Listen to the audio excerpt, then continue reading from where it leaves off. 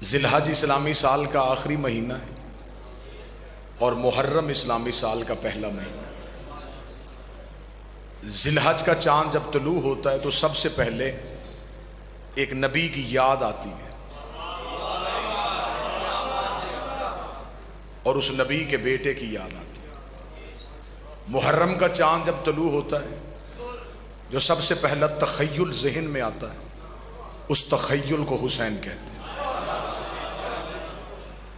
ذی الحج میں پہلے 10 دن مخصوص ہیں، محرم میں بھی پہلے 10 دن مخصوص ہیں، یہاں بھی 9 دن تیاری، 10ویں دن قربانی، وہاں بھی 9 دن تیاری، 10ویں دن قربانی ہے۔ یہ بھی یاد ہے، وہ بھی یاد ہے، یہ بھی ذکر ہے، وہ بھی ذکر ہے، یہ بھی تذکرہ ہے، وہ بھی تذکرہ ہے، یہ بھی عشق ہے، وہ بھی عشق ہے، یہ بھی نبی کے گھر کی بات ہے، وہ بھی نبی کے گھر کی بات، مگر فرق ہے یہ خواب ہے وہ تعبیر۔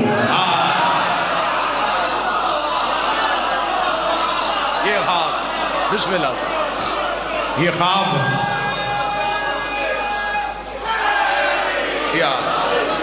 یہ خواب ہے وہ تعبیر۔ بسم اللہ، جی ہیں آپ زندہ ہو سکتے، جی بسم اللہ سرکار۔ یہ خواب وہ تعبیر، اس میں دیکھا اس میں کر کے دکھا۔ 2 دن پہلے تمام مسلمانوں نے مل کے ابراہیم اور ابراہیم کے بیٹے کی سنت کو زندہ کیا۔ نہ کہیں لڑائی، نہ جھگڑا، نہ دنگا، نہ فساد، نہ امن کمیٹی، نہ تھانے سے اجازت، بسم اللہ بابا جی، نہ پولیس کے پہرے۔ یہ کس کی یاد تھی؟ ابراہیم کے بیٹے کی۔ چلیں آپ بیدار ہو گئے، احسان کیا آپ نے نوکر پہ، اتنی گرمی میں اتنے ذاکرین کو سننے کے بعد آپ بول پڑے۔ اگلی سطر میں آپ کی سماعتوں کو ہدیہ کرتا ہوں۔ اسماعیل کے دمبے کی شبیہ سج سج کے بازاروں میں پھرتی، نہ کسی مولوی کا مذہب خطرے میں جاتا ہے، نہ کسی مسلمان کا دین خطرے میں جاتا ہے، پھر سب یہی کہتے ہیں مل کے ابراہیم کے بیٹے کی یاد کو زندہ کرو، ابراہیم کے بیٹے کی یاد کو تازہ کرو۔ مولوی سر پہ قرآن رکھ کے بتائے قیامت والے دن ہم نے جواب ابراہیم کو دینا ہے یا محمد کو دینا ہے؟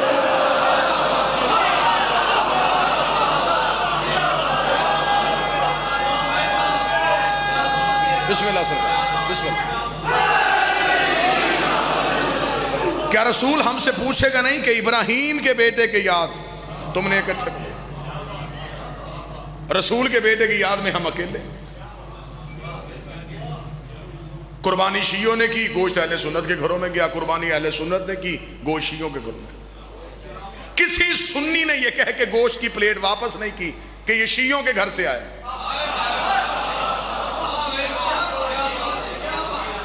جو ہی محرم میں شیعہ کے گھر سے پلیٹ جائے گی، بسم اللہ، فوراً اعتراض۔ اس کا مطلب ہے کہ ابراہیم کی نیاز ہر کوئی کھا سکتا ہے۔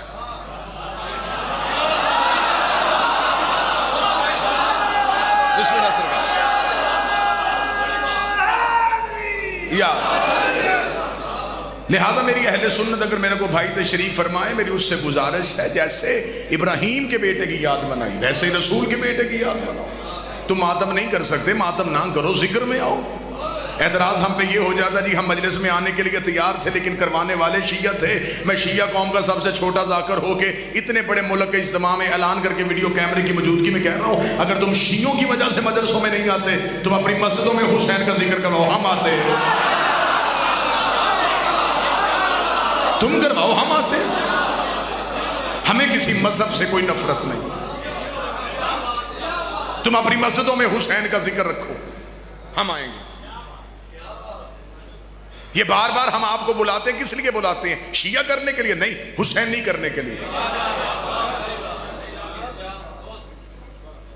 دین حضرت ابراہیم کے تو میں بات حضرت ابراہیم کی کر دیتا ہوں. قرآن کہتا ہے جب حضرت ابراہیم کو آگ میں پھینکا جا رہا تھا ایک چھوٹا سا پرندہ اپنے منہ میں پانی کا قطرہ لے کے اس آگ کے اوپر جا رہا تھا. باقی پرندوں رستہ رو کے پوچھا کہاں جا رہا ہے؟ اس نے کہا وہ جو سامنے آگ لگی ہے اسے بجھانے جا رہا ہوں. پرندوں نے دیکھا تجھے اپنی حیثیت اپنی اوقات یاد نہیں ہے، وہ میلوں کی لگی ہوئی آگ ہے، سالوں کی اکٹھی کی ہوئی جنگل کی لکڑی ہیں، تیرے قطرے سے بجھ جائے گی. اس نے کہا پتہ مجھے بھی ہے، بجھنی کوئی نہیں، جانا میں نے پھر بھی آگ کے اوپر ہے. انہوں نے کہا تو چل جائے گا. اس نے کہا چلتا ہوں چل جاؤں، مرتا ہوں مر جاؤں، جانا میں نے آگ کے اوپر ہے. پرندے نے جواب دیا، آیتات بھی قرآن میں موجود ہے. پرندے نے جواب دے کے ہمارے عقیدے مضبوط کر دیے. اس نے کہا کم از کم اس قطرے کو آگ میں پھینک کے اللہ کو گواہ بنا لوں گا کہ میرا تعلق ابراہیم سے تھا، نمرودیوں سے نہیں تھا. ذکر حسین میں آیا کر تاکہ اللہ کو گواہ بنائے تیرا تعلق حسین سے تھا، یزیدیوں سے نہیں تھا.